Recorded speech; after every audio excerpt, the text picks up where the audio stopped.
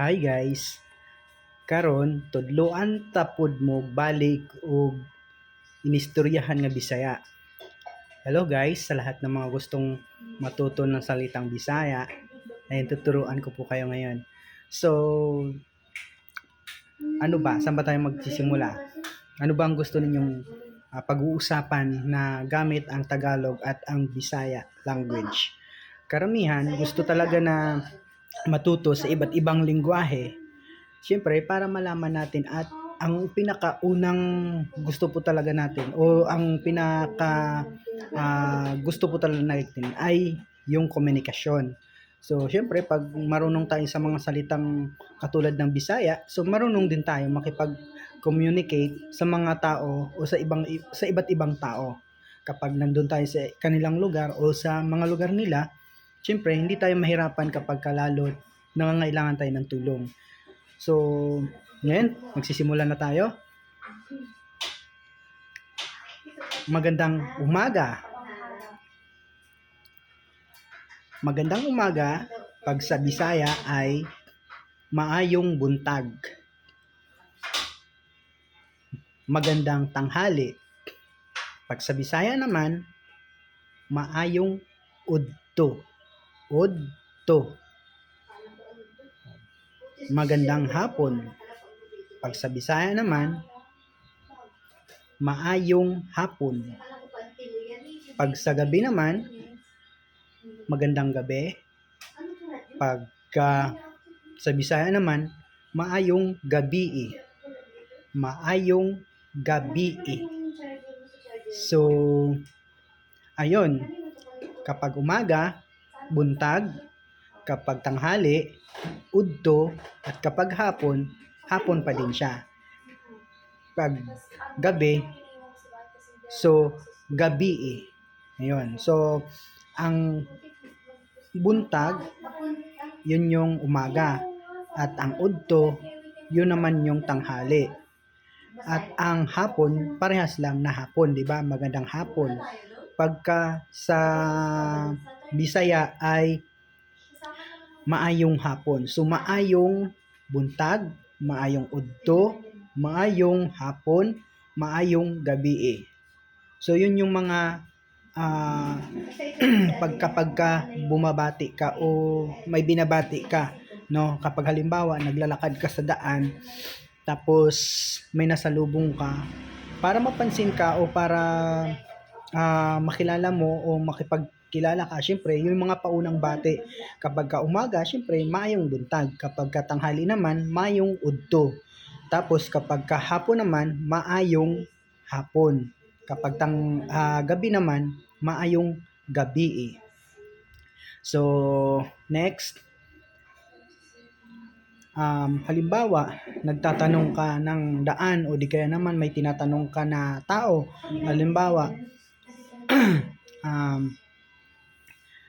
Halimbawa, yung pangalan muna, no? So, siyempre, magpapakilala ka.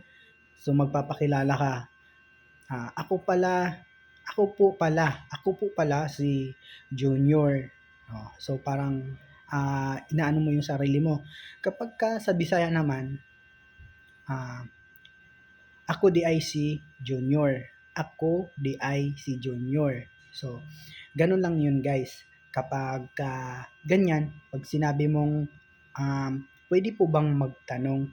So, pwede po bang magtanong? So, sa Bisaya ay pwede ko mangutana. So, pwede ko mangutana. So, halimbawa, may tinatanong ka nga sa kanya. So, halimbawa, saan po ba ang daan papunta doon o papunta roon? So, sa Bisaya, asa man ang dalan, paingon ngadto o paingon didto. So, ngadto, didto, roon, doon, halos magkaparehas lang yan. So, paras lang sila ng kahulugan. Kaya, pagka narinig niyo yung mga ganong salita, parehas lang yan. O kung saan man yun ang maririnig mo doon sa dalawang yon, parehas lang ang kahulugan nun. So, doon, roon, sa Bisaya, didto, o ngadto, yan mayroon ding ganun, no? So ngadto. So parang ngadto, didto, mga ganun. Ayun yung so basta guys, kahit na wala naman po itong nakasulat, wala kayong nababasa, so siyempre pakinggan nyo lang yung mga sinasabi ko dito at sigurado naman na may matutunan kayo dito. Ayun, kung sa mga interested o yung mga interesado na matuto ng salita ng Bisaya, ayun, follow nyo rin po ako dito sa TikTok at siyempre sa aking YouTube channel po na Mario J TV, no? So, pagpatuloy natin. Kapag halimbawa sinabi na um, saan po pala kayo papunta o saan po pala kayo patungo, no? So, saan kayo papunta o saan kayo patungo, halos parehas lang din naman sila nakahulugan, no, di ba? So, patungo, ibig sabihin, pupuntahan mo rin yon, di ba? Kapag papunta, parang pupuntahan mo pa rin. So, sa Bisaya naman, asa di ay ka paingon. Kung halimbawa, isang tao lang ang tinutukoy, kung halimbawa, ikaw mag-isa lang. So, asa man day ka padulong o asa man day ka paingon. Pero kapag may kasama ka, yun yung saan man di ay mo paingon. So, mo, ibig sabihin ay may kasama ka. Pero kapag wala kang kasama, ka, no? So, asa man di ay ka. O asa man day ka padulong, asa man day ka paingon, no? O saan ka pupunta? Parang ganon. Saan ka pupunta? Saan ka patungo? So sigurado maintindihan nyo po yan at sigurado makapagsalita na kayo ng Bisaya. Kapag halimbawa ay pwede po ba akong mamasyal dito sa inyo? Pwede po ba akong mamasyal dito sa inyo? Pag sa Bisaya naman, pwede ba kong musuroy diri sa inyo, ha? O pwede ba kong mamasyar diri sa inyo? Yan. Parehas lang din yan. So, ayun, balik-balikan nyo lang po itong video ko at sa mga gustong matuto na kasi pagpasensyahan nyo na kasi nga syempre eto ako, nakikita nyo naman sa video. So pero ang mga sinasabi ko, yun po talaga yung salitang Bisaya. At gusto ko lang din i-correct yung Negros ay hindi po siya lubos na Bisaya ang mga nakatira doon. So, pag sinabi kasing Negros, sasabihin, ano ka Bisaya? So, hindi po yan Bisaya. Ilonggo po yan, Negrense po yan. So, hindi po yan talaga Ilonggo. Kaya nga tinawag siyang Negros kasi ang tawag po dyan talaga ay Negrense. So, yun po yung magkaiba po yung Ilonggo at ang Bisaya kasi ang Bisaya yun po yung Cebuano, no? So sa Cebu naman sila nanggagaling. Kung bagay ang pinakaano nila is Cebu kaya nga sila tinawag na Cebuano o Bisaya.